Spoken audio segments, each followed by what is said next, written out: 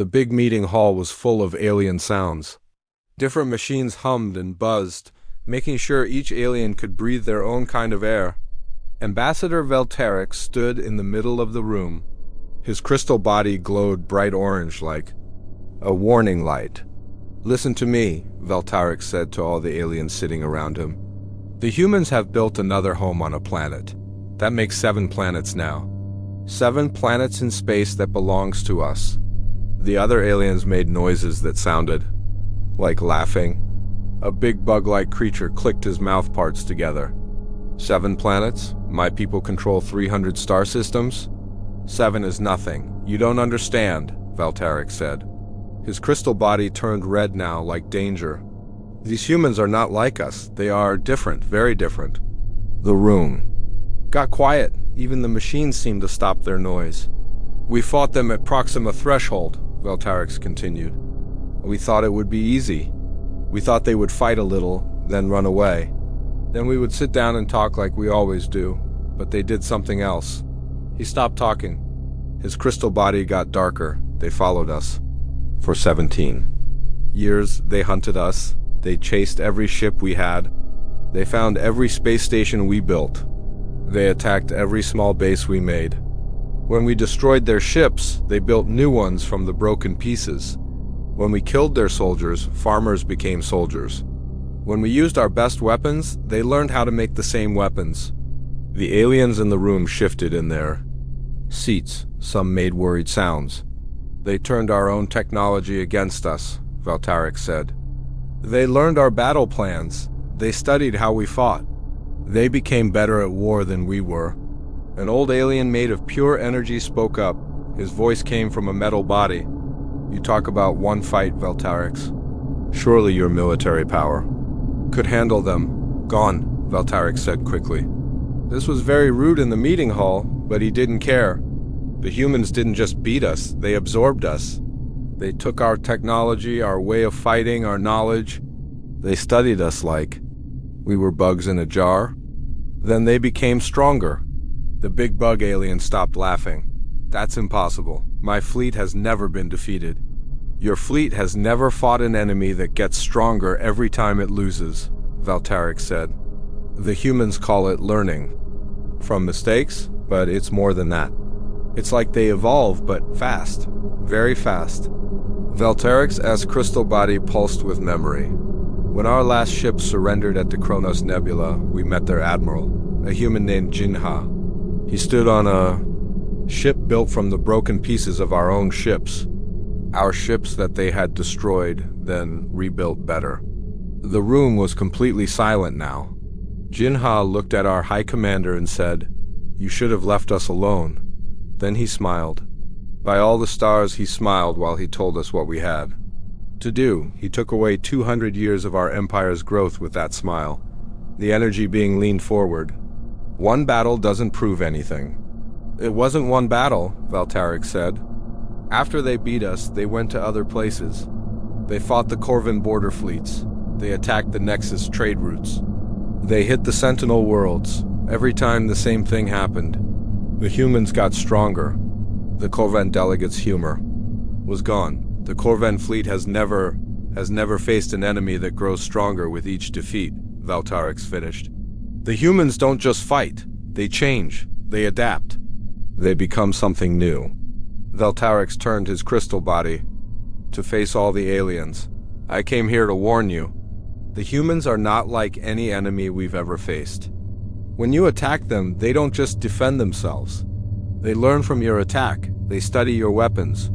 They figure out your weak points. Then they use all of that against you." "That's not possible," said another alien. "No species can learn that fast. The humans can," Veltarix said. "They don't just survive. They grow. Every challenge makes them stronger. Every fight teaches them something new." He walked closer to the center of the room. "At Proxima Threshold, we brought our best ships, our strongest weapons, our smartest commanders. We thought we would win easily. The humans had old ships and simple weapons, but do you know what they had that we didn't? The aliens waited. They had the will to never give up. When we destroyed their ships, they built new ones. When we killed their people, more came to fight. When we broke their weapons, they made better ones. They never stopped. They never quit. They never said it was impossible. And now? Asked the energy being. Now they have our technology too.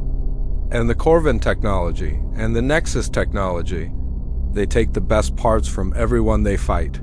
They combine it with their own ideas. They make something new, something better. Valteric's S-crystal body flashed bright red. I've seen their new ships. They're beautiful and terrible.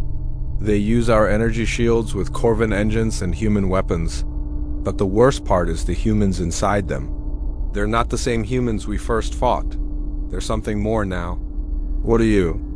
Mean? Asked the bug alien. They've learned to think like us. All of us. They understand how we fight, how we think, how we plan. But we still don't understand them.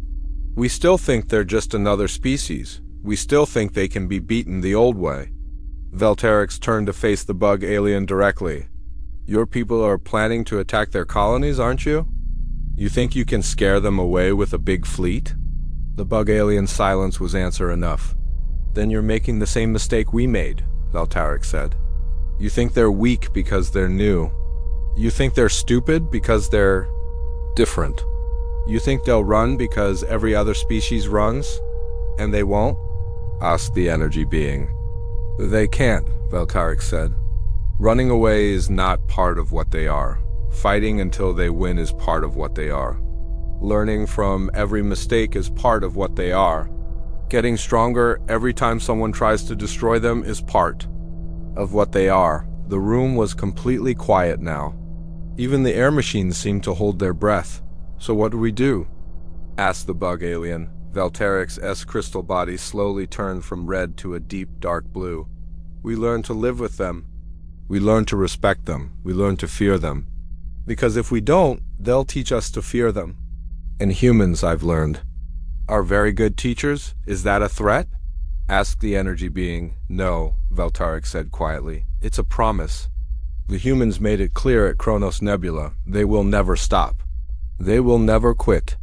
They will never let you escape if you attack them first. He looked around the room one more time. Don't attack the humans. They will never let you flee. And trust me, you don't want to find out what that means. The meeting hall stayed silent for a long time after Valterix finished speaking. But deep in their hearts, every alien in the room knew the same thing. They were already planning to ignore his warning, and somewhere in the darkness of space, the humans were waiting. 3 years had passed since Valterix's warning. The aliens in the big meeting hall had forgotten his words. They thought he was just scared because he lost a fight. Now, 50 different alien worlds had joined together to make the biggest army in space. Admiral Kethmer stood on his giant warship. The ship was called Eternal Dominion, and it was as big as a small moon. He looked at a floating picture that showed the human planet called New Sol. His snake-like skin was shiny with excitement. How many humans live there? He asked his helper, Lieutenant Commander Vexa. 12 million, sir, she answered. They have normal shields around their planet. Only a few small ships for protection. The humans seem to be farming and digging for metals. Kethmar's mouth curved into a smile that showed his sharp teeth. Farmers and miners. The whole galaxy is afraid of farmers and miners. All the aliens on the ship's bridge laughed with him. Tell all our ships to get ready. We'll show everyone why the Draconian Empire rules the center of the galaxy. The attack started when the sun came up on New Sol. 300 warships came down from space like angry gods. The human shields around the planet tried to fight back, but they broke quickly. Human ships tried to escape from the planet, but most of them exploded before they could get away. This is too easy, Kethmer said, but his helper was already reading reports that made her worried. Sir, the buildings on the planet are ... strange. They look like farms, but they're making too much power for growing food. What do you mean? The greenhouses are making huge electric fields. The grain storage buildings have compressed antimatter inside them, and the water systems ... Dexa stopped talking. The crest on her head went flat with fear. Sir, the water? Systems are weapons. The first human attack didn't come from space. It came from the planet itself. The farming domes opened up like flowers, but inside were huge energy guns that had been hidden as plant-growing systems. The grain buildings exploded in controlled antimatter blasts that made a protective web around the planet. And the water pipes, a planet-wide system of underground tunnels, started, shooting out what looked like seeds, but these seeds were really small spaceships. Tiny one-person ships that moved like living things. They flew around the alien fleet, like angry bees. Each pilot was someone who had volunteered, a farmer or miner who had trained for this fight their whole life. They knew we were coming, Kethmore realized. He watched his beautiful formation of ships turn into chaos. They were ready for this. One of the siege ships crashed into the bridge of the Eternal Dominion. The pilot was a young woman named Harin. She was smiling even as her ship exploded. But it wasn't a suicide attack, it was a delivery. The broken pieces of her ship had a message inside, and it was sent to every alien ship. "Welcome to New Sol. We hope you brought enough ships." The battle lasted 18 hours. When the smoke cleared, the big alien army had lost 73 ships and had to retreat to the edge of the star system. But they quickly learned that retreat was not something the humans allowed. Kethmore stood in the ruins of his command center. He looked at the battle screen with growing fear. The human fleet, if you could call it that, was like nothing in any military computer. Ships made from asteroid mining tools, weapons built from factory equipment, and worst of all, ships that seemed to learn and change during the fight. "Report," he ordered.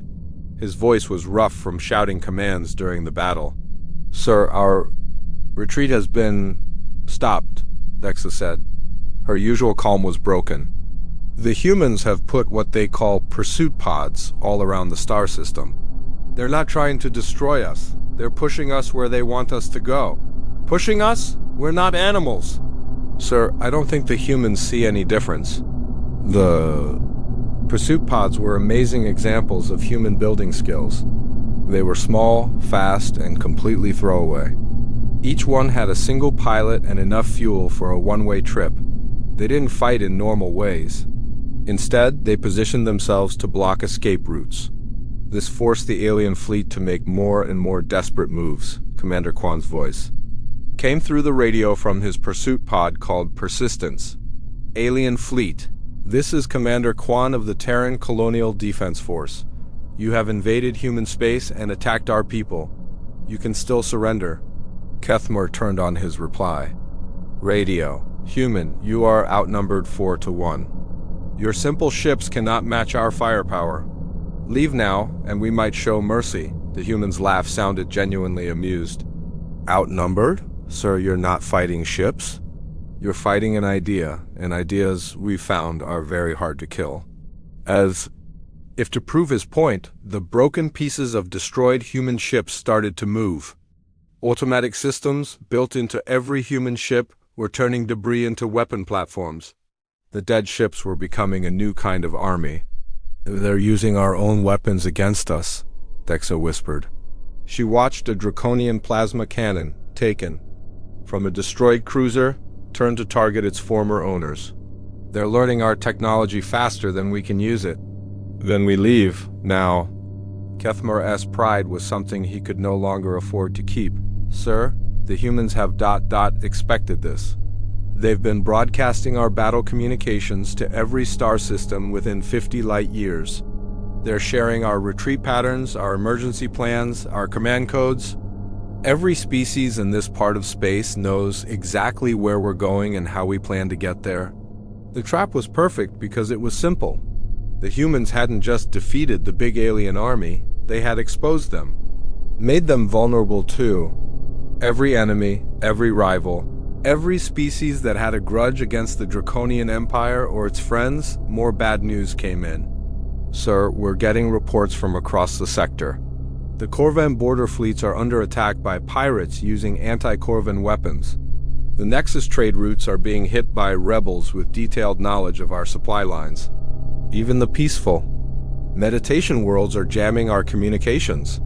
"Where did they get that information?" Kethmore demanded. "From the humans, sir. They've been broadcasting everything they learned about us during the battle. They're teaching the entire galaxy how to fight us. Kethmore felt his scales turn the pale color of defeat. They're not just warriors, they're teachers. They're showing everyone how to hunt us.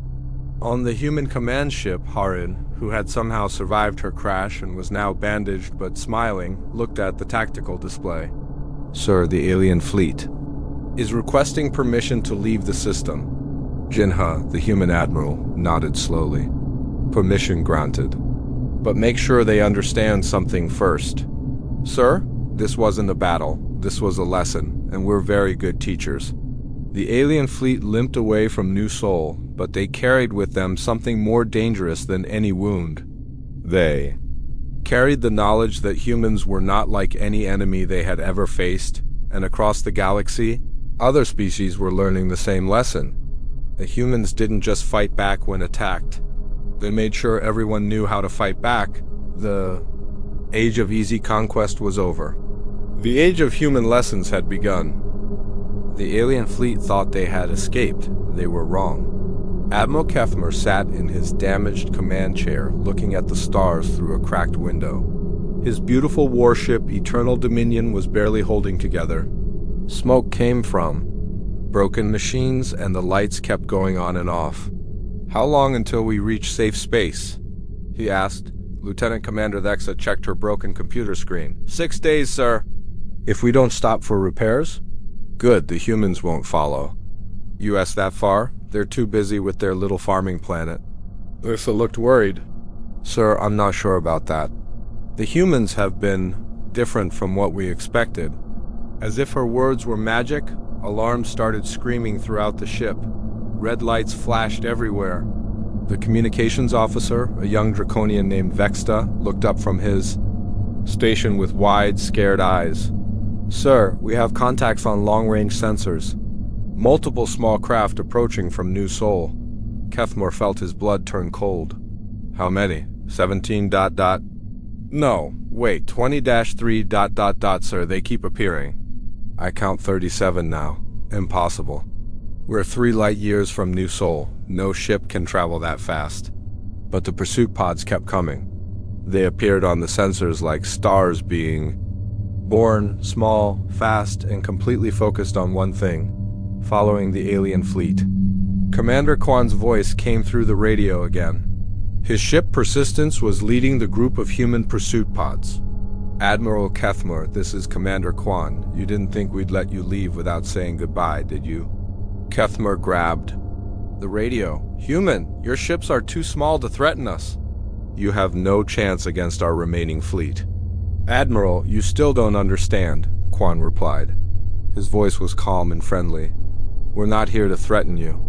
We're here to teach you. Teach us what? That running away doesn't work when you're running from humans. The pursuit pods spread out around the alien fleet like a net. They didn't attack. They didn't even point their weapons at the big ships. Instead, they did something much worse. They started talking. Each human pilot began broadcasting on different radio frequencies. They talked about the alien ship's weak points. They shared information about draconian weapons and shields. They told everyone in the galaxy exactly where the alien fleet was going and how fast they were traveling. They're giving away our secrets. Vexta shouted from his communication station.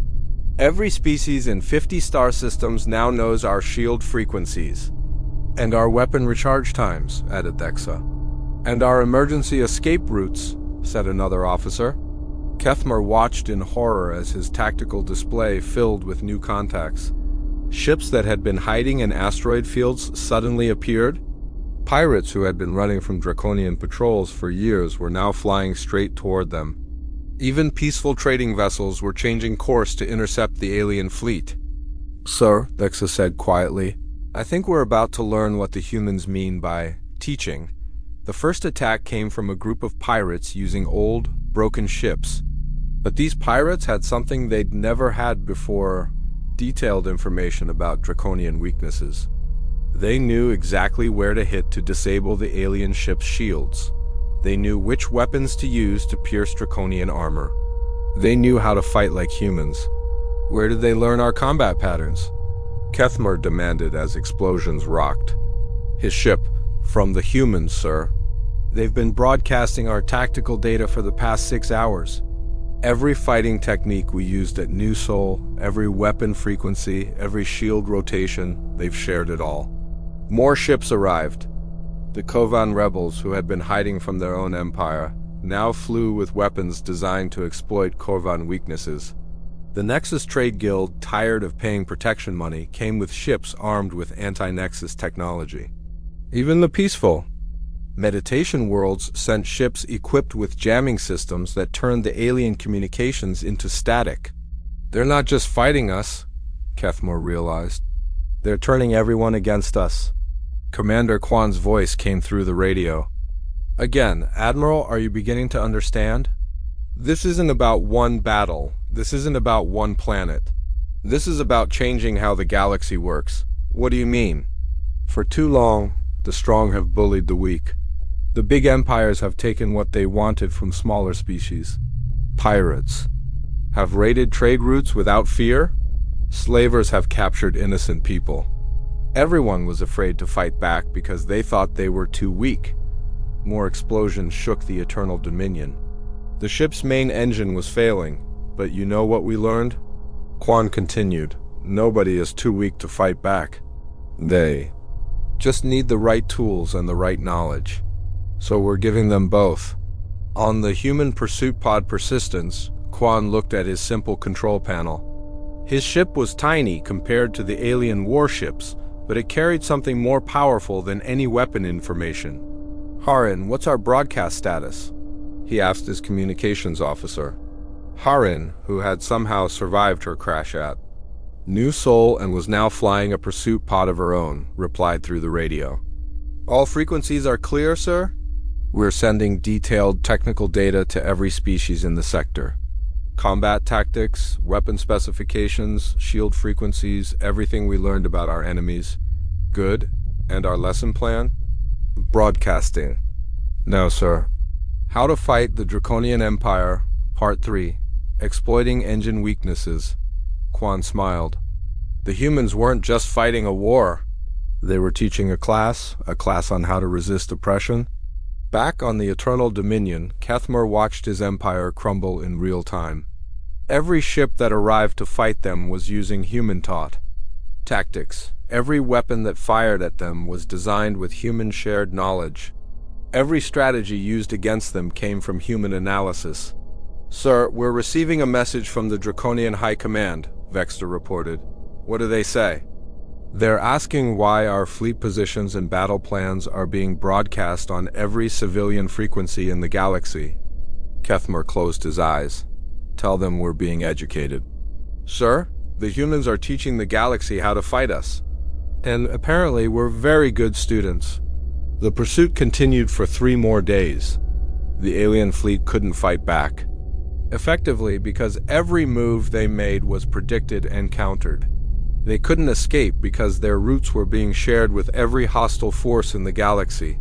They couldn't even surrender because the humans weren't trying to capture them. What do you want? Kethmer finally asked over the radio.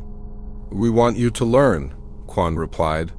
We want you to understand that the age of easy conquest is over. We want you to know that from now on, when you attack innocent people, those people will have the tools to fight back. And if we refuse to learn, then you'll keep running. And we'll keep following. And we'll keep teaching everyone we meet how to make you run faster. Kethmer looked at his broken ship, his defeated fleet, and his ruined empire. The humans had done something impossible. They had turned the entire galaxy into a classroom, and every species was learning the same lesson, how to fight back. The pursuit will never end, will it? He asked. Not until everyone learns, Kwan replied. That's what humans do. We never stop teaching. We never stop learning. And we never let anyone forget the lesson. In the distance, more ships appeared on the sensors. Ships from species that had been conquered, enslaved, or bullied by the great empires. All of them armed with human knowledge. All of them ready to teach their own lessons. The galaxy was waking up. And the humans were showing it how to stand. 6 months after the Battle of New Sol, the galaxy looked completely different. The big alliance of 50 alien worlds had broken apart. Each group blamed the others for the disaster. But the humans had not been sleeping. Admiral Jinha stood on the observation deck of his ship Indomitable. The ship was special because it was built using technology from 17 different alien species. Around him, the stars looked different, not because they had moved, but because humans had changed what they meant. "What's happening out there?" Jinha asked his tactical officer. Lieutenant Commander Harin looked at her reports. She was the same woman who had crashed her ship at New Sol, but now she had scars and a new job. "Sir, our pursuit fleets have made contact with the Veltarix people at the Kronos Nebula. They want to join us." "Join us?" "They want protection from the Corvan Empire. They're offering their remaining ships and all their technology databases. They want to be part of the Terran Colonial Defense Force." Jinha nodded slowly. This was happening all over the galaxy. Species that had once called humans primitive were now begging for human help. Not because humans were the strongest, though they were becoming that, but because humans were the only ones who seemed to understand how galactic war really worked. What about the Corvan Empire's response? "They've called the Veltarix people traitors. They're moving to destroy every Veltarix world to stop their technology from reaching us. Standard burn everything tactics." "Will they succeed?" Harin smiled, the same expression she had worn when diving her ship into the enemy flagship. "Sir, they're about to learn why we call it impossible odds instead of hopeless odds." The rescue operation was pure human thinking, complicated, dangerous, and completely new. Instead of meeting the Corvan fleet in one big battle, the humans scattered their forces across 50 star systems. They created a network of support that could respond to threats anywhere in the galaxy. When the Corvan Empire moved to destroy the Veltarix refugees, they found human ships waiting at every target. Not big fleets, humans couldn't match Corvan numbers, but small, fast ships crewed by volunteers who had learned to turn every weakness into strength. Commander Quan now led the Persistence Squadron. He showed the new human way of fighting at the Battle of Veltarix Prime. Instead of fighting the Corvan fleet directly, his ships began broadcasting their technology information on open radio channels. Every frequency, every emergency channel, every communication system in the galaxy suddenly carried detailed information about Corvan shield patterns, weapon timing, and hull weak points. "What are they doing?" demanded Corvan Admiral Hethx. He watched his tactical displays fill with incoming messages. "Sir, they're teaching," his aide replied. His mouth parts clicked in confusion. "They're showing everyone in the galaxy how to fight us." Within hours, pirate fleets that had been running from Corvan patrols for decades came back with weapons designed to exploit the weaknesses the humans had revealed. Trade guilds that had paid protection money to the Corvan Empire began building ships armed with anti-Corvan technology. Even the peaceful meditation worlds started broadcasting jamming signals that made Corvan communications useless. "They're not just fighting us," Hethx realized. "They're turning the entire galaxy against us." But the transformation was bigger than just military tactics. The humans were changing how the galaxy thought about war itself on the human command. Ship Jinha met with refugees from a dozen different species. They had all come to the humans for the same reason. They were tired of being victims. "Admiral," said Veltarix, his crystal body pulsing with hope instead of fear, "our people want to know how you do it. How do you make the impossible possible?" Jinha looked out at the stars. "We don't make it possible. We make it inevitable." "I don't understand." Every species in the galaxy thinks war is about who has the biggest ships or the most advanced weapons. But that's not what war is about. War is about who refuses to give up. Harin stepped forward with a datapad. "Sir, we've received requests from 47 different species. They all want the same thing. They want to learn how to fight like humans." "And what have you told them?" "That fighting like humans isn't about copying our weapons or our ships. It's about copying our attitude," Jinha smiled. "Exactly. Show them the academy plans." Harun activated a holographic display. It showed plans for something that had never existed before a military academy. That would teach other species how to think like humans. "We're going to teach them everything," Jinha announced to the assembled refugees. "How to turn mining equipment into weapons, how to convert cargo ships into fighters, how to use enemy technology against them, how to never give up no matter how bad things look." The Valterix ambassador's crystal body flashed with excitement. "You're going to share your secrets?" "We're going to share our way of thinking," Jinha corrected. "Our secrets aren't in our technology. Our secrets are in our minds." Commander Kwan's voice came through the communication system. "Admiral, we have a situation at the Corvan border. 3 more species have declared independence from the Corvan Empire. They're using human-taught tactics to defend themselves. Success rate? 100%, sir. Every species that has learned human tactics has successfully defended their territory," Jinha nodded. "The transformation was working exactly as planned." "Sir," Harun said quietly, "some of the other human commanders are worried. They think we're giving away too much. They think we're making it too easy for other species to fight us in the future. Are we?" "Yes, sir." "We absolutely are." Jinha's smile grew wider. "Good, that's the point." The assembled aliens looked confused.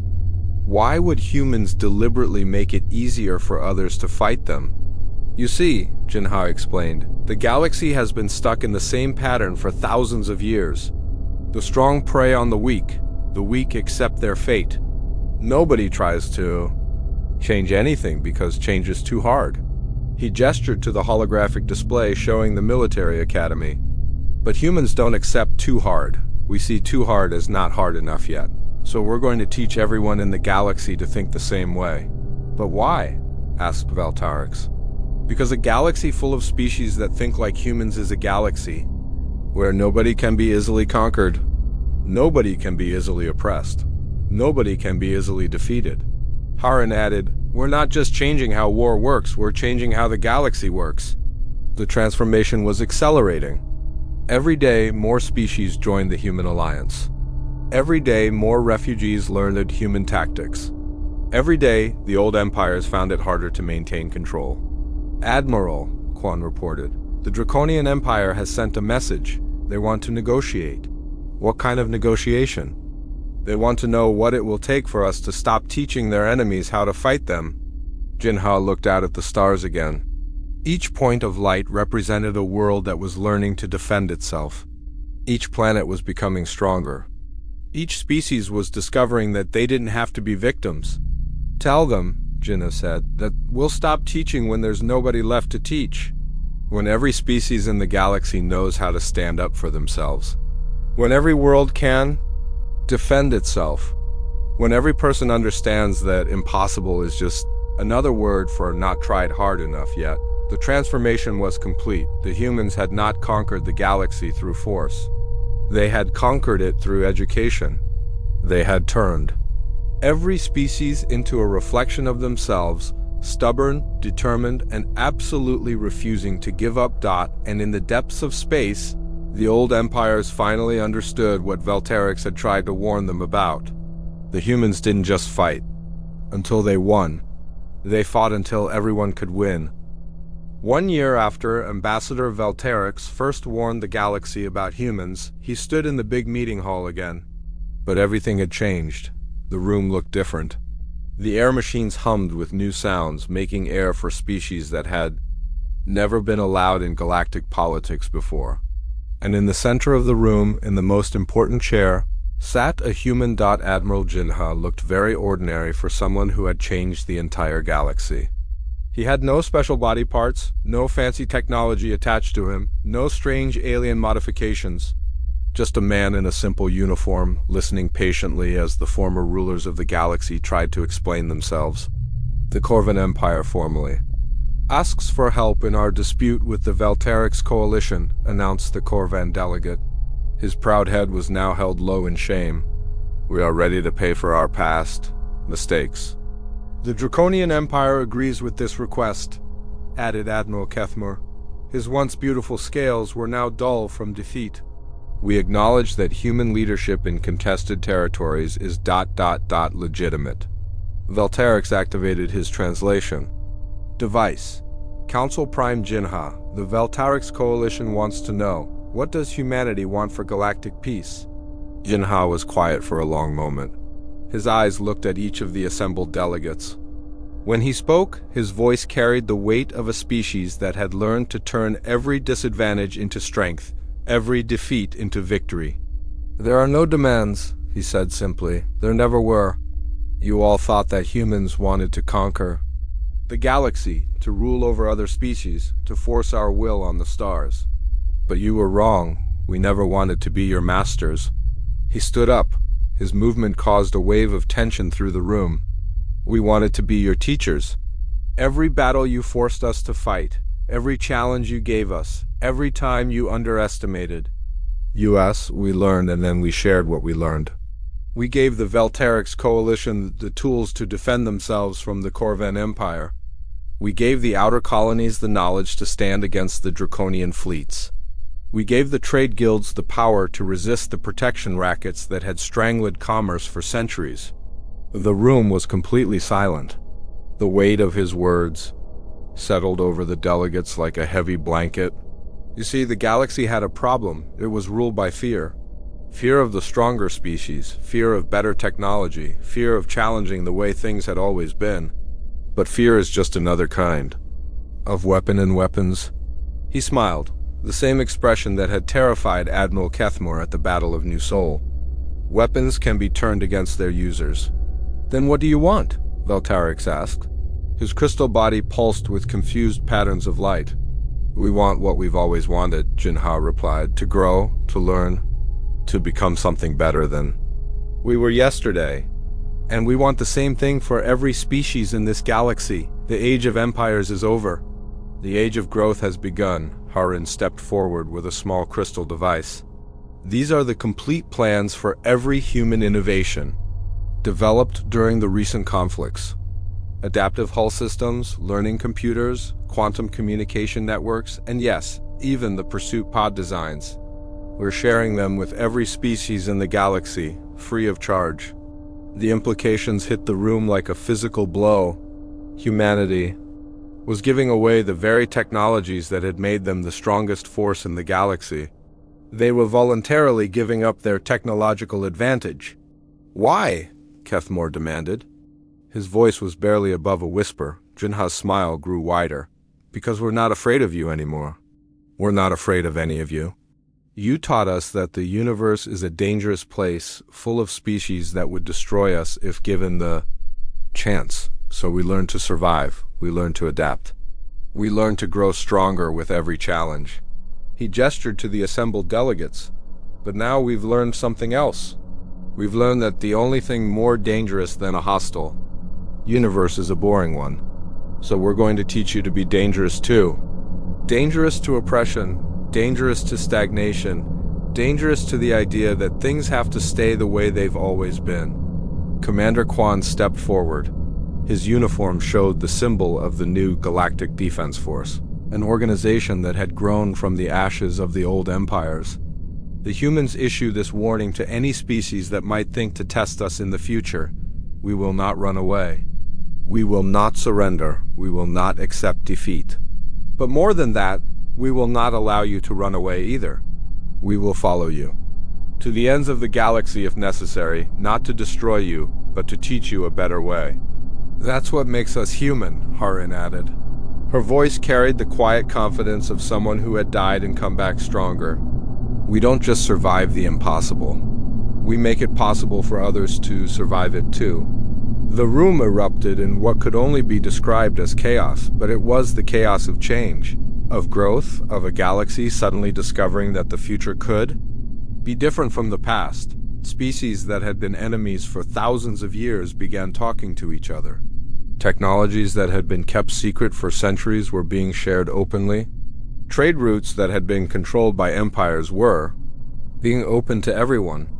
Admiral, Velterix said, his crystal body now glowing with excitement instead of fear, Our young people want to attend the Human Military Academy. They want to learn your way of thinking. And they will, Jinha replied, along with young people from every species in the galaxy. We're going to teach them all the same lesson. That impossible is just another word for not tried hard enough yet. Kethmer approached the human admiral.